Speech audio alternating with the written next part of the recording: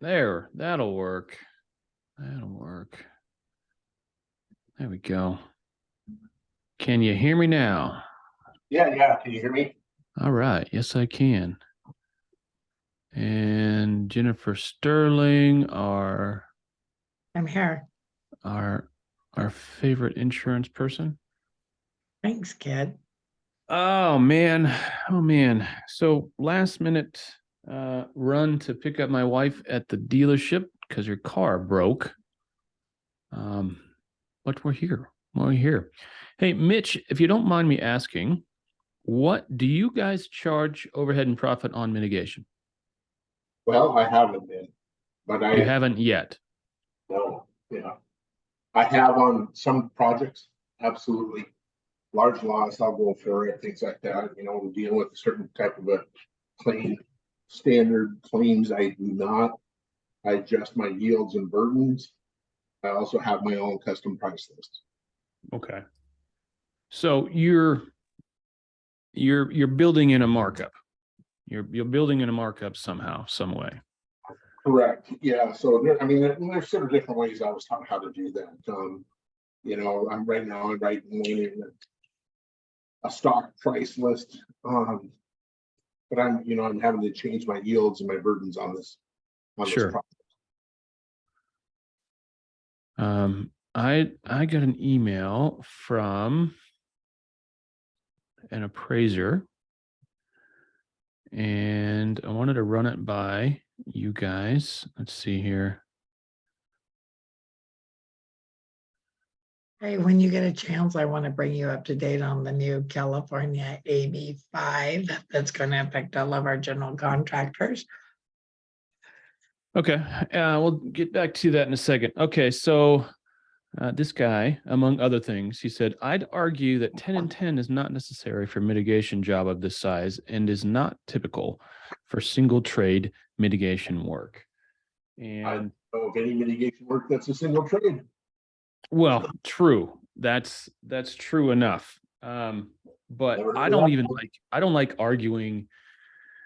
I don't like starting down that road in the argument because that gives credence to the point that 10 and 10 is something that's optional and selective, and profit and overhead is selective and optional, and it's just not, in my opinion, and I don't think in the real world it ever is.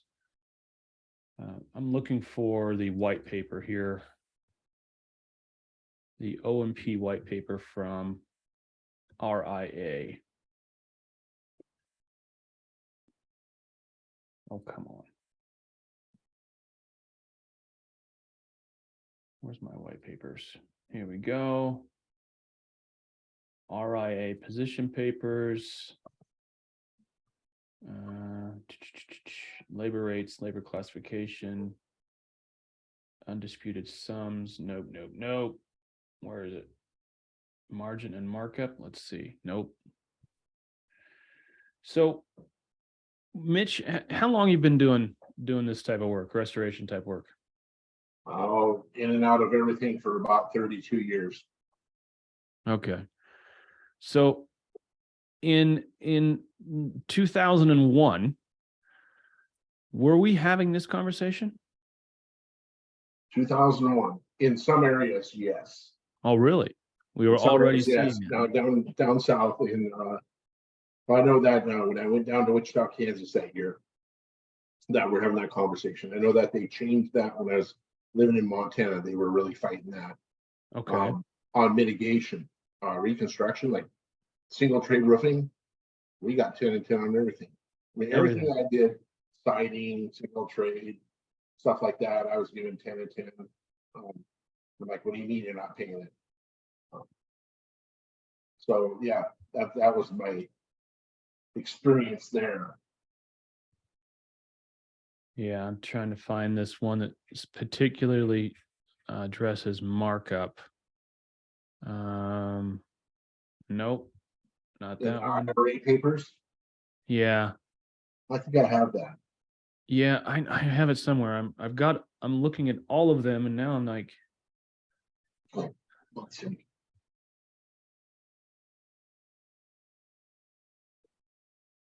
Position statements, is that what you're going for? yeah. Well, not the TPC position statements. I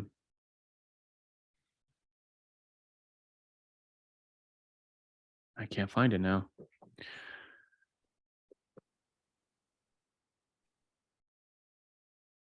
Interference with Standard contract. deviation from price list, is that what you're looking for? Is that what you're talking about? No, I thought they had something on 10 and 10. No? Gotta have to read it all again. Yeah. They do, and I think it's it's not in this particular file, but labor rates.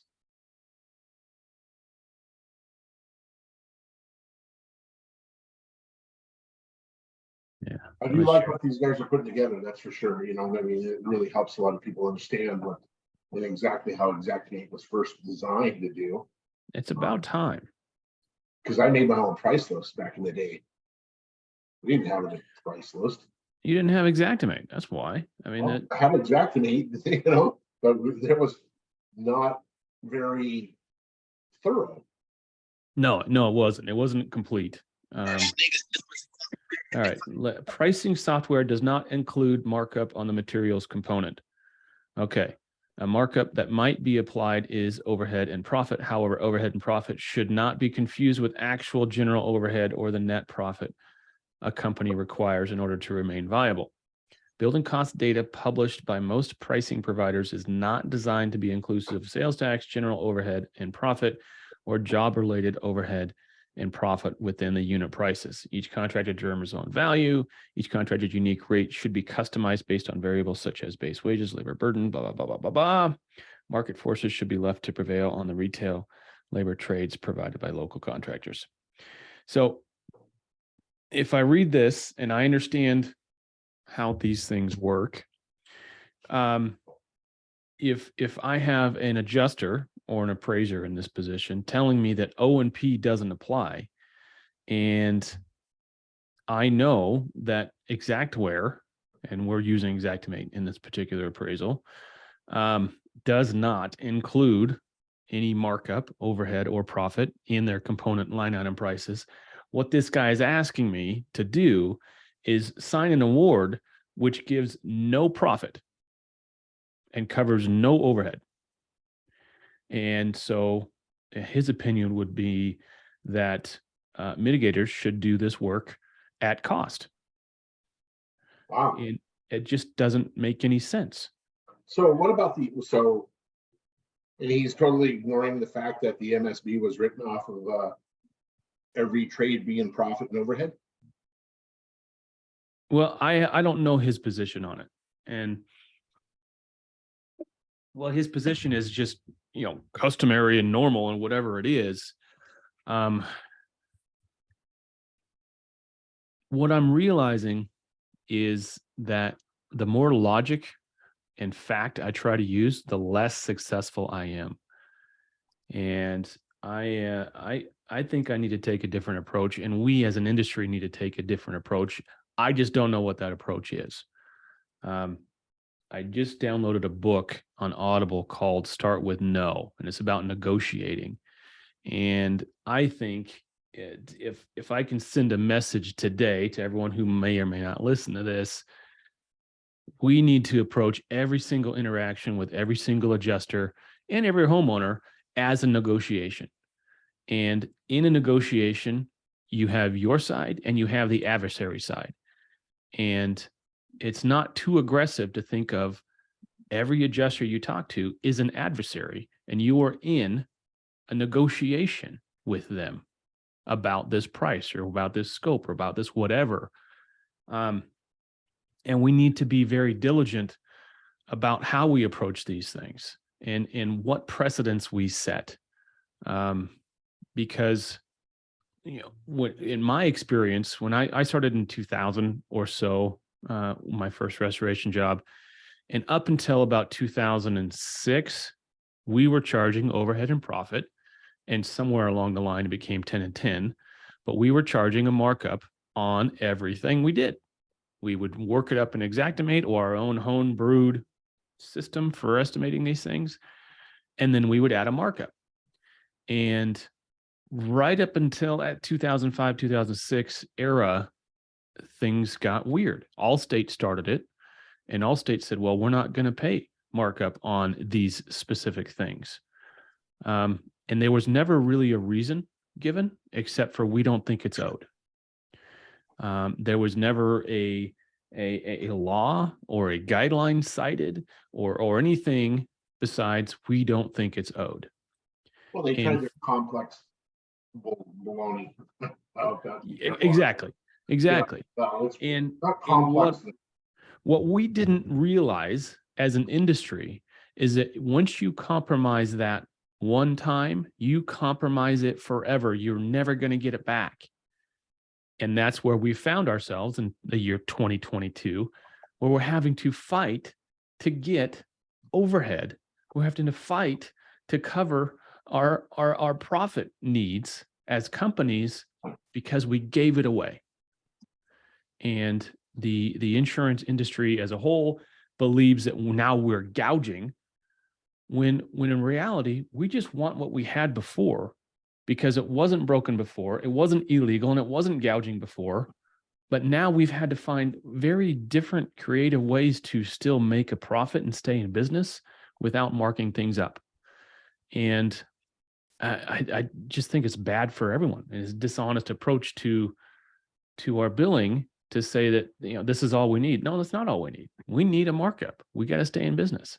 So if you're not going to give me a markup, I'm going to overscope this thing because I have to get the money somehow, or I'm going to under deliver this project because I have to stay in business. I have to make money somehow.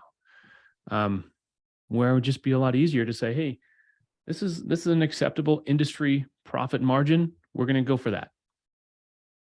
And it doesn't matter if we're doing a roof mitigation or building a house from scratch. That margin needs to be, I would argue actually, the margin on mitigation needs to be higher because your risks are higher, your liabilities are higher, and your risk of not getting paid in full and in time is higher. So I would say you need a higher profit margin on mitigation work than you do on regular repair work. Well, absolutely. And that's why we came up with our custom price list because, Right. when I started, we didn't have pollution insurance. Right. We didn't have to pay that. Wait. Yeah, we didn't do it. But that's because prior to 1986, pollution insurance was actually in the policy. It was wasn't in excluded. Yeah, exactly. Right. It was once they had all those claims for asbestos that they went and they said the total pollution exclusion had anything to do with a liquid, solid, or gas would be excluded from the policy. Okay. So the carriers, you guys had to buy it all back for the work you were performing. Right. Yeah, that stuff wasn't explained to us in 1978, 1976. Say we got general liability, and it was a lot of us didn't even really carry it. A lot of the guys that I worked with, they're like, what's that for? Couldn't afford it. Exactly. Montana was, you get hurt, well, too bad. Well, no, not if you get hurt. That's workers' comp. That's for your employees. If you have a lawsuit to do with slipping, breaking a vase, scratching Well, I a understand what you're floor, saying, but you're not hearing what I'm saying. If you got hurt back in those days, it was kind of tough titties, unless you were a legitimate company. If you didn't carry that insurance, too Yeah, bad. you didn't. Too bad. I watched timber fallers go through that stuff. Kind of the same scenario in the logging industry. Yeah. And there's a lot of folks that just went out of business. You had a big claim, big liability claim, or a big workers' comp claim, and just put them out. They were gone. Pretty strange, back in the day. Very interesting. Well, you're also talking about the era where, when we would go, we were living in the sticks in that time in Wyoming, and we'd drive 2.5 hours to the grocery store once a month. And me and my brother they just throw us in a pack and play crib in the back of the Suburban and just drive, no seat belts, none of these car seat things. It was a different world, man. I'd come home. I'm trying to minimize what everybody has to say and stuff, but these are the things that I saw back in those days. Yeah. I mean, they were never like, you went to work and they're like, hey, go to work. Here's your chainsaw and get after it. We were never asked to carry insurance on ourselves or things like that. We were our own little deal and 1099'd it. And, you know, a lot of the guys, they used to like, what do you mean pay taxes? You know? That's kind of interesting. Yeah. What do you mean pay taxes? Who's got money for that? Insurance carriers must not refuse to pay restoration charges on grounds that they represent items that are the cost of doing business, and doing so may subject them to liability and claims for damages. I think there needs to be a whole lot more suing going on. There's a whole lot more carriers that need to be sued. Well, Just to you know, get them. it's pretty interesting. I was working in Omaha, Nebraska in 2012, and I got a call from an attorney in Des Moines, Iowa. Mm. And he was asking if, you know, we were working for insurance companies and being denied 10 and 10. Mm-hmm. And that happened a lot. Absolutely. I told him, you know, some of that stuff, a lot of the contractors were working for companies like First Choice. Yeah. And that's the one, that was the company who brought it up, was bringing it up against, was Farmers and American Family at that time. Yep. But, you know, these guys signed a contract stating that they were going to not work for them. They would work it and not claim it. Right. They would do it and not, yeah, because they signed a contract. It's the service level agreements that they agreed to. Yeah, dumb move. We I didn't guess. agree to that.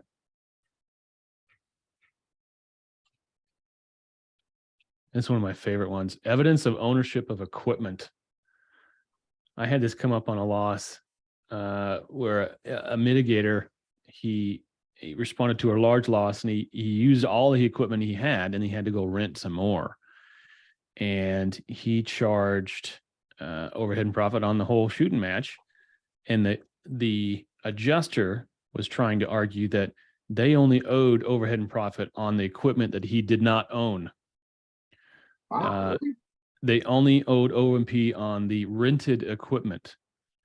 And we took that up the ladder pretty far, and they lost. The adjuster, you know, had to cave because there's no standing for that. There's no basis for that. But they were trying to save that money, that 10 and 10. Can you imagine? You know, here's my side of it. I don't think people that outside the industry, hell, I don't think most of the people inside the industry understand that when you take away 10 and 10, you're taking away 20% of the revenue. That's 20% of all the revenue of all the mitigation jobs across the country. What is that number? How many billions is that? So let's say there's small number. Let's say there's $5 billion in mitigation work every year. What's 20% of that is? Yeah, And that's a lot. it's a lot of money, yes, sir.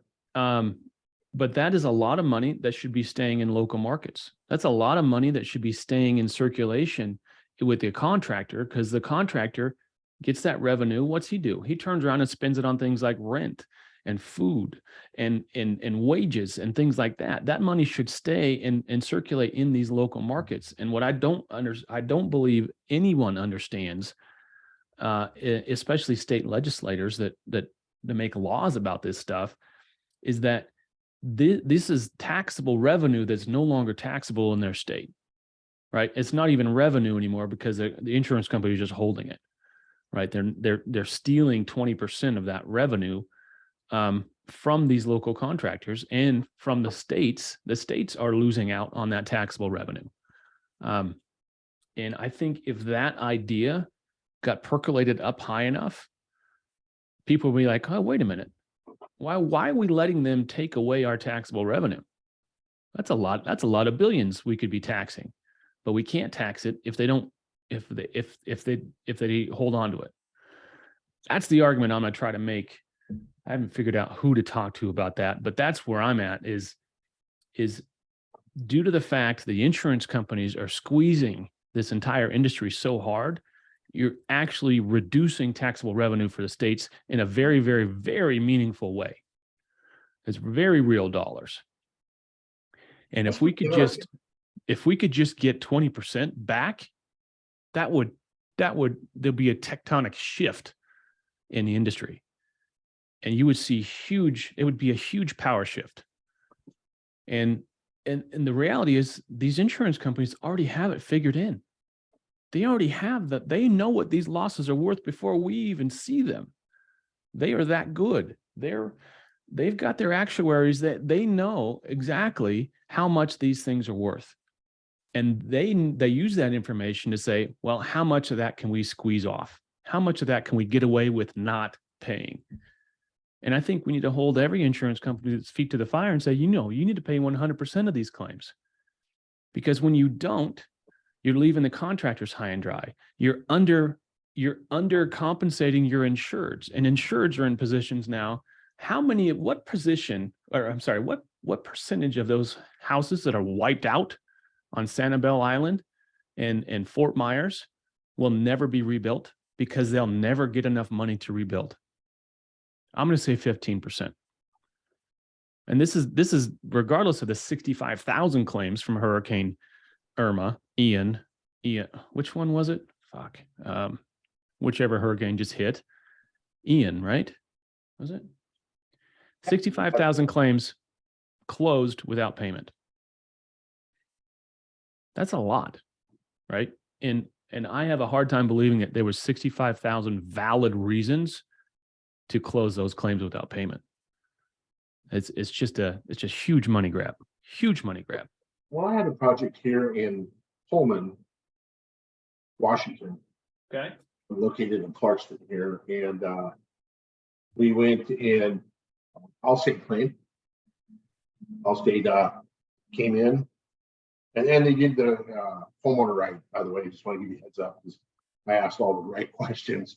But it was a duplex, a 3-story duplex, side by side, all built into the same building.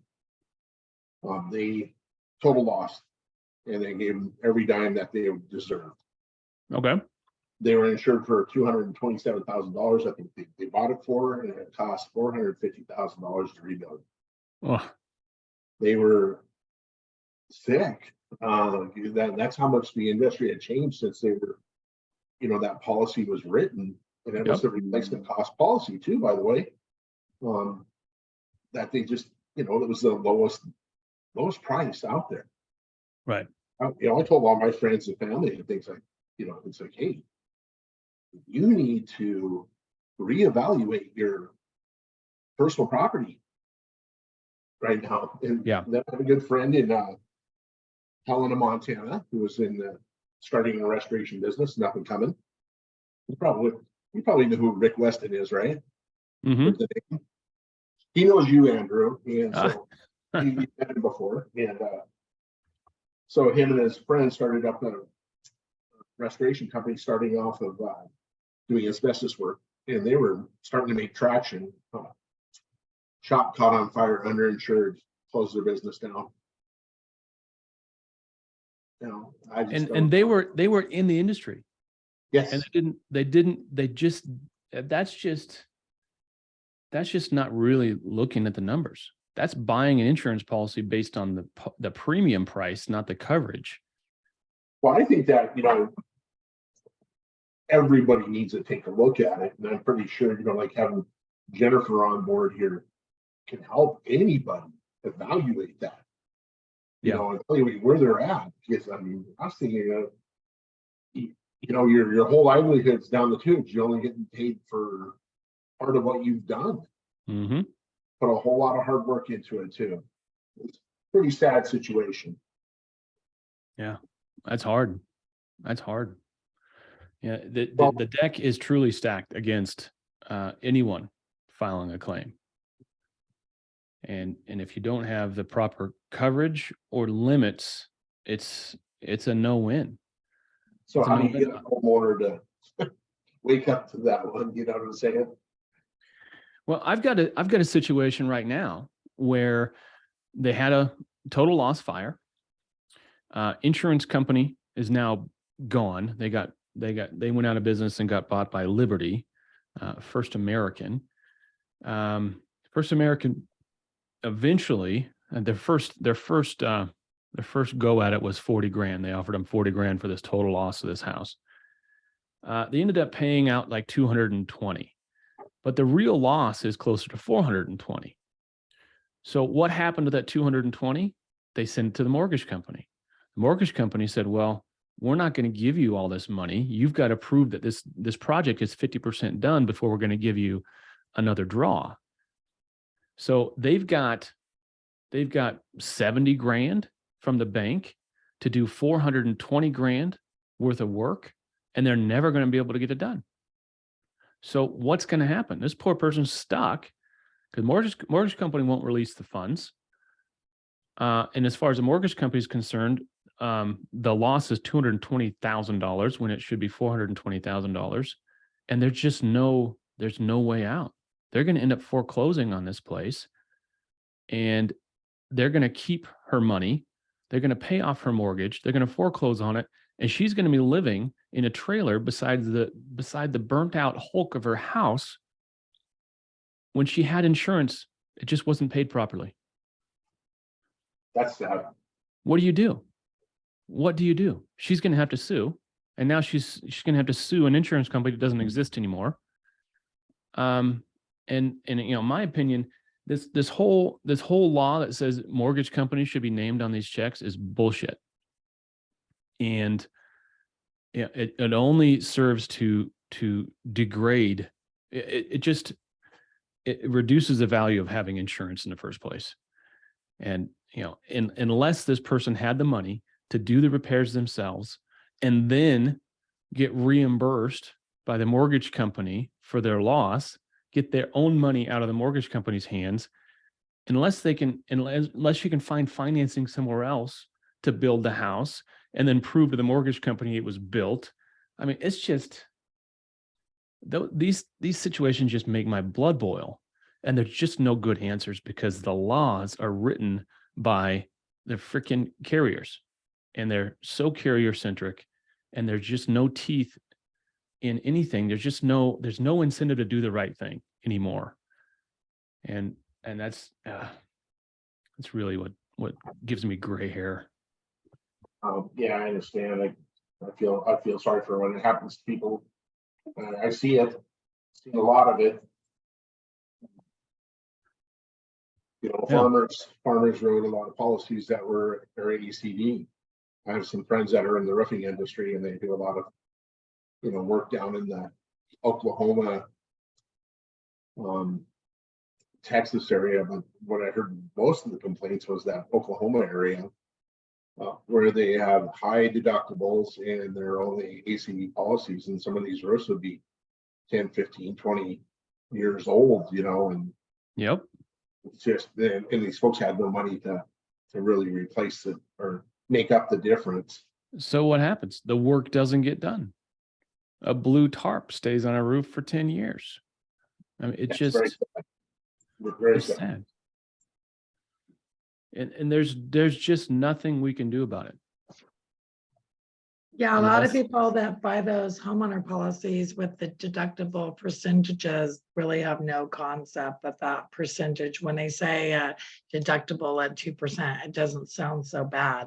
But if it's a $200,000 claim, they don't really have that kind of cash to come up with as their deductible. So it's very misleading policy. And that's why a lot of people, or carriers, or Department of Insurances, are pushing back on that. Gotcha. Yeah, I got a question for you. Department of Insurance aren't pushing back. Department of Insurance are in their pocket. Speaking of the DOI, a perfect segue to the DOI. I mentioned a couple months ago that the governor of California came up with a thing called AB 5. And it's a bill that he went to Washington to try to get all the other states to implement, because it did pass in California. And and they said it was to try to eliminate uninsured people from like Uber So what it is it's AB5 is that in California, you're no longer allowed to be a 1099 employee. So unless there are some actual class codes or some industries that had enough push with either their unions to get out of it, like the realtors, they are no longer, they're exempt from AB5. So they're allowed to be 1099. Hairdressers, you saw the hairdressers all pushing back and saying, well, that's not fair because we don't work for these salons, we're independent contractors. CPAs are exempt, insurance brokers are exempt. But a lot of these guys that are like a one-man show, like say for instance, a musician, he goes and plays a gig at a bar. He's not an employee of the bar, he's a subcontractor. But if they don't have their own workers' comp and they don't have their own corporation, they're not allowed to be 1099. So it's essentially putting these folks out of work. Yes. So today I just got two new information with California. One is that the California Contractor State License Board has increased the bond amount from $12,500 to $15,000. So that's an extra cost. And there's bond companies that are pulling out of California now because they don't want to play. And then secondly, I just found out that if you do have a contractor state license, contractor's license, you're now required to carry workers' comp, even if you're exempt as the owner and you don't have any payroll. So I just quoted a plumber who has a contractor's license who's now required to get workers' comp. They can't use the exemption status anymore. He has received a quote that's of almost $3,500 with less than $40,000 in projected payroll as a plumber. So annual? Yes. But again, he's used to not paying anything because he's exempt. I have another restoration guy that just because he had a contractor's license. Wait a minute. He has to pay for workers' comp insurance, but he's not an employee. He's an exempt employee. Correct. So what happens when he gets hurt on the job? Well, when you're an owner of a company, workers' comp won't pay him. Right. So here's what I do. Who's it covering? Who's that workers' comp policy covering then? No, it's supposed to be to cover the pretend 1099 that you're going to hire that might not have workers' comp, that the carrier will be on the hook for because you went and you really hired somebody at Home Depot. So if you have a responsibility from the carrier that you work with, that you will make sure that anybody works on your behalf will make you named as an additional insured and will carry the same limits or better. And you are required to make sure that if you have a 1099 or a subcontractor working for you, you are required to get a COI, making you named as an additional insured, and then providing you proof that they have their own workers' comp. But if you don't do that.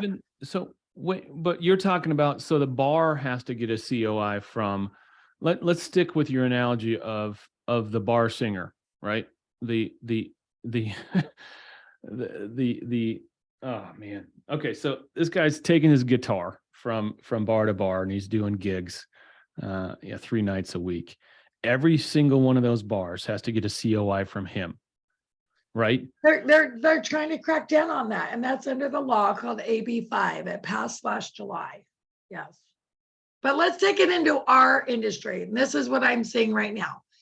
Before, if you were, handyman Joe and you had a contractor's license, you could go ahead and throw yourself on your own sword. You could buy an owner's only policy, exempting yourself so you wouldn't be covered, obviously, okay? Because what owner is going to sue themselves and who wants to pay payroll on themselves? When you're an owner of a company, you have an option of either being included or excluded from your workers' comp, which means you wouldn't have any benefits, you wouldn't be suing yourself, but you wouldn't have to pay premium on your payroll. But where do those premiums go? They're going in the sky, because what happened before was you could buy an owner's only policy. You basically threw yourself on your own sword.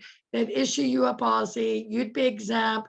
There was no payroll to report, and you'd pay a nominal fee of like maybe between $300 and $700 to generate this policy with no payroll on it. And that would give you a little certificate that you could take to anyone you worked for and said, see, I won't be able to screw you out of workers' comp because I've got my own. I'm So falling it's on like my a own sword. tax. Right, sort of. And so they would have like a minimum premium for it. And it would be between like 300 and 800. So last year I had a guy with no payroll and they're like, well, he has a contractor's license. So the minimum is 2,600. And I'm like, how did it go from like no payroll to report? You're charging him for the paperwork, but now it's 2,600 just because he has a contractor's license. So then I said, okay, well, two can play that way. Why don't we just go ahead and back in some payroll since you're going to get charged 2,600 anyway? Why don't we just back in some minimum payroll so you could go hire Joey Spumoni on the corner? And then if you had a sub that didn't have his own work, you could actually use that payroll that they wouldn't be able to catch you with audit. You could say, ta-da, I bought this minimum premium policy, but they won't even let you do that now. So it's just another. What's the solution? What's the solution? Change all the LLCs, all the sole props in California have to turn themselves into S corps or C corps and put themselves on payroll. But even if they put themselves on payroll, they're still not going to have, as an owner, they're still not going to have coverage for slip and fall or car accidents on the job. Right? That's true, because if you have an employee that gets injured in a car accident, well, it is workers' comp. Yeah. But even if you're the owner, pardon? Even if you're the owner, then if you're the owner and you put yourself on payroll, then you do have coverage. Yes, you would for bodily injury. Yeah, for being injured on the job. If you included yourself, yes, you would. But again, who's going to do that? Who's going to do that as an owner when you know that claim's going to stay on your record like a drunk driving for 4 years, and it's going to make your rates go up for 4 years. Your mod rate's going to go through the roof, but that's not the point, and it's not my concern. As a sole prop, as a sole owner LLC, I am the sole breadwinner, and if I get taken out, my family is going to be hurting, and that's where I would love to have workers' comp. I drove to Portland yesterday to inspect some contents on a loss that I'm working for an attorney, right? That's a job related trip, 3.5 hours each way in the ice, in the snow. And on the way back yesterday, I damn near got killed. This guy came out of nowhere, came off a forest road, went across 4 lanes of traffic directly in front of me. And it was literally inches. I can't believe that I didn't kill him and myself, but I didn't. We lived. We both drove away. But if that had gone wrong, I don't have any coverage. So if I'm in a hospital today, I'm not making money today. Right. So here's the way it used to be. We used to always tell the owner, like, why would you include yourself? You just have to pay payroll on yourself. And so exempt yourself. You had that option of not suing yourself, right? But now with the cost of long-term disability and the chance that that could have happened to you and you'd have no income and you need to get off the couch, or maybe you don't have any health insurance because it's $1,000 for one, $550 for me, for one person, 58. So it's crazy. So maybe sometimes I'm recommending now that you should include yourself and then just go ahead and use a class code like 8742 outside sales adjuster, which is a rate that's less than $1. And at least you have a backup plan. If something ever does happen, you can be like, yeah, I'm 8742. I included myself. Here's my backup plan for if I'm disabled, or I need 2/3 of my income, or I need my medical expenses. Believe me, I'm not afraid to sue my own company. Right. If that's what it takes to get. Well, we're just going to have to be more strategic. So anyone that's listening, my recommendation is like, think hard now about whether or not you want to be included or excluded. Before, we used to always tell you be excluded, but now just use a class code that isn't going to be cost effective. If you're the guy that's the owner and you're basically spending most of your time behind a desk or with a clipboard, you could easily just go ahead and use a class code that's less than $1. And at least you have a backup plan in the event you do need to submit a claim. You'll have your loss of income and all your medical expenses paid for. All right, Jennifer, I'm doing it. I'm gonna change. That sounds like the thing to do, huh? I'm changing to an S corp, and I'm gonna need a policy. So let's talk. Okay, sounds good. Well, I I think mean, there's a lot of people in our industry that are just getting started out that oh are yeah, not aware of that at all, that they need to be aware of it, and especially in homeowners, I mean, you get injured on the property, one of your people can actually sue the homeowner, which is, I found bizarre, yep, yep. but it's true. I'm like, are you kidding? That's a hard case to fight, Mitch. That depends on what state you're in. In New York, that's the only state, it's called a third-party action over claim, where they actually allow your employee to sue whoever that you indemnified with a COI. So for instance, if you were in New York and Andrew had a company and he brought Joey Spumoni along to work for him, and Joey fell off the curb, Joey would be allowed to not only sue Andrew as his owner of the company and apply for workers' comp, but he'd also be allowed to hire the guy that hired Andrew and sue him because perhaps he's the one that's responsible for the unsafe job site that caused Joey Spumoni to get injured. And that's called an action over claim. The only state that allows that is New York right now. Otherwise, if an employee's injured, their liability is all on Andrew's workers' comp. Wow. Well, Wow. I was in Omaha, Nebraska, and I heard of a couple cases. Maybe it was just rumor, where the roofer fell off the roof. The subcontractor roofer, God bless his heart, didn't have any workman's comp. One who fell off the roof and got injured and messed up pretty bad, who was in the hospital for extended period of time, sued the homeowner. Yeah. Yep. Okay, and this is why that happened. It happens. happened because Bob's Roofing did not do his due diligence and require his sub that he allowed on the job to provide him with a COI with proof of workers' comp. Correct. Yep. So the Yep. burden, the burden on Bob's Roofing cannot be like, oh, I didn't know he didn't have workers' comp. It's your job. You're running it. If you're letting subcontractors on the job and you're not making sure they're providing evidence of workers' comp, then that's on Bob the roofer. It's Bob the roofer's responsibility. Yeah. That's one of the biggest scams that folks run that do home services, like the Home Depot guys. People think they're going to save a buck instead of hiring a real general contractor. They go find a guy to do some handyman work. The guy slips and falls. And I've heard the story 1,000 times. And that guy can sue the homeowner for sure. The guy shows up for work, and even temp. I've seen it happen with temps, and I've had it happen on one of my jobs before, but way back in the day, where a temp shows up, and it's usually with a whole group of temps. You get like 10 or 15, and they all show up, they all sign in, right? Because they have to.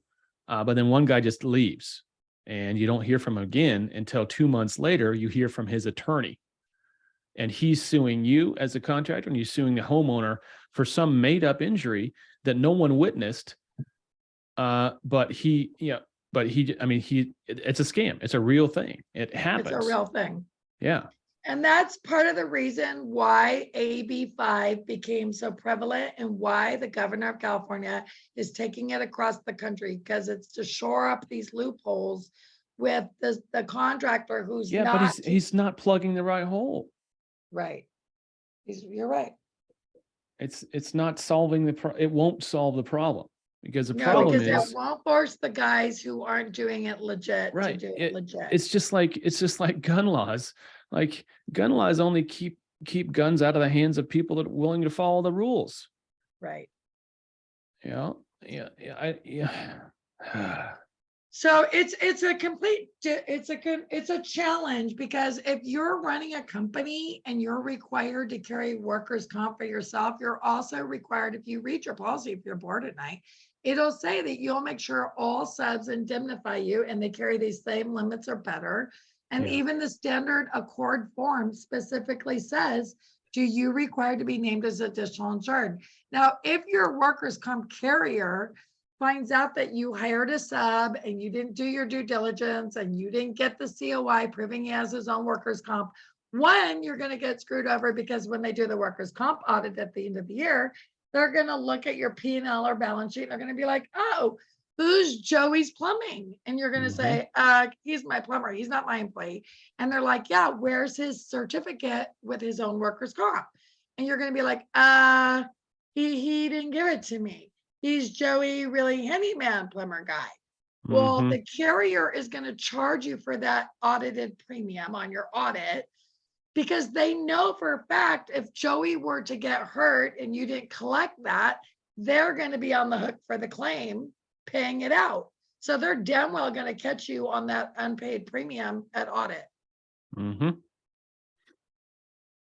It's just a sham. It's a sham. All right. Mr. Stringer, you had a question a few minutes ago. Is it still there? It's ADHD kicking in there, huh? Squirrel. No, I don't. I don't have the question that I was going to talk about. She'd already answered. About the insurances. Yeah, I think this is a very important. This is just a big gaping liability hole in most people's operations that have no idea exists. Well, I do remember the question now. So this law is in California, right? Yeah. This plumber, does he want a job in Idaho? Because we'll put him on. There you go. Save that cost right there. There you go. I think anyone that wants freedom should go to Idaho. Make the connection. Make it happen. I'm telling you, he's passing my number. Yeah. Now, all I can say is everybody better be really diligent because they're coming on hardcore for trying to get all these subs. This is how they're going to try to, that's why they put the law in place, is because they're, not only do we have 86,000 new IRS agents that are going to be coming at you with carrying a gun, looking at every little small business that they can collect extra money off of. But we now also need to make sure, as if you weren't doing it before, if you're running a company and you're hiring anybody else to do your self-performing work, you better make sure that they are carrying their own workers' comp. And you can't just say, well, I'll go ahead and pay the fine at audit.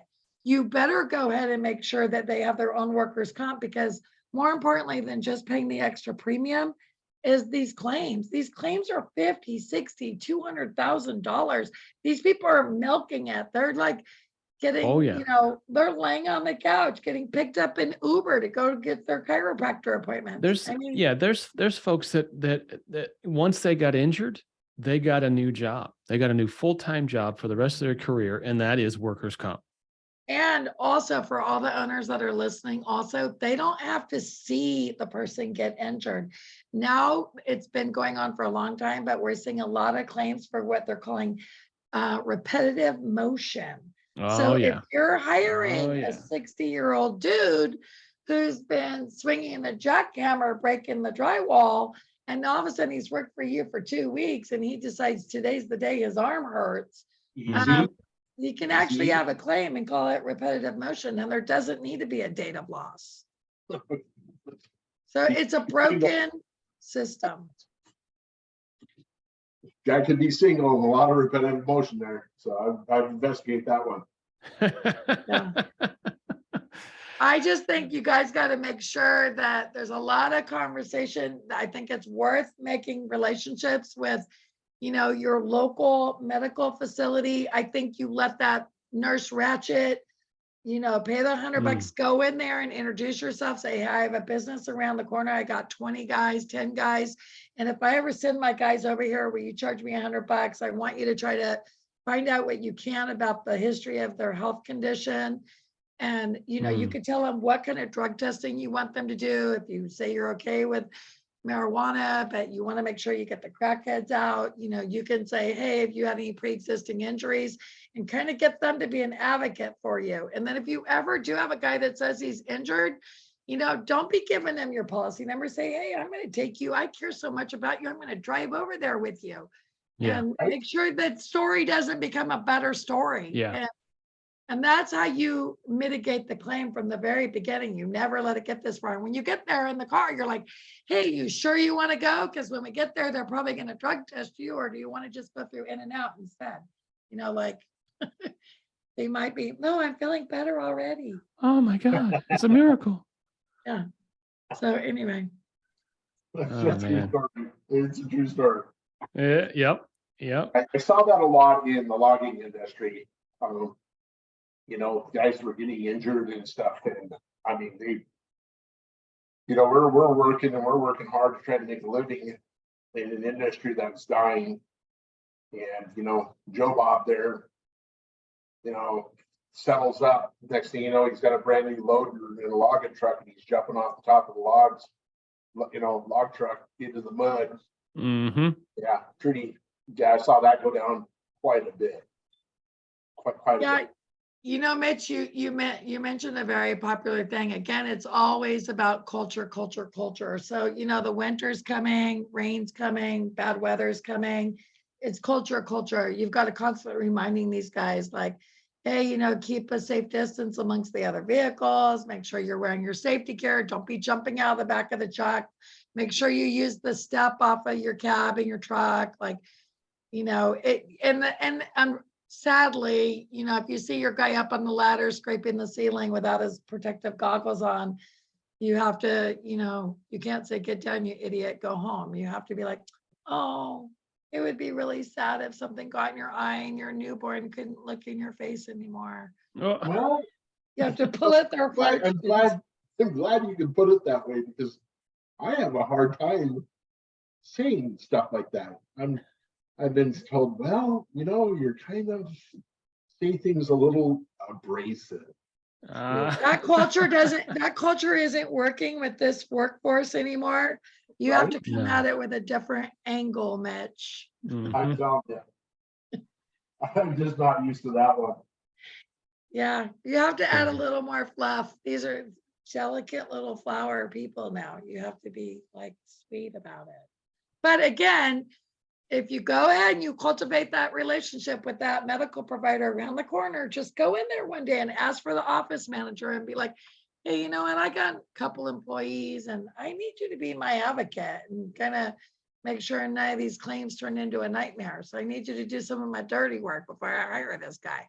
Like, find out what you can and let me know. Because as employers, you're not allowed to ask too many questions, It's crazy world. Well, it was good to have you guys both on. Jennifer, thanks for bringing the knowledge. Mitch, thanks for being here. All y'all listening to this on replay. Yeah, thanks, Jennifer. That was some good info to take in. Yes, she does. All y'all out there working 1099 employees, take a hard look at what you're doing. And if you're a sole prop, take a hard look at your workers' comp situation. I know I am.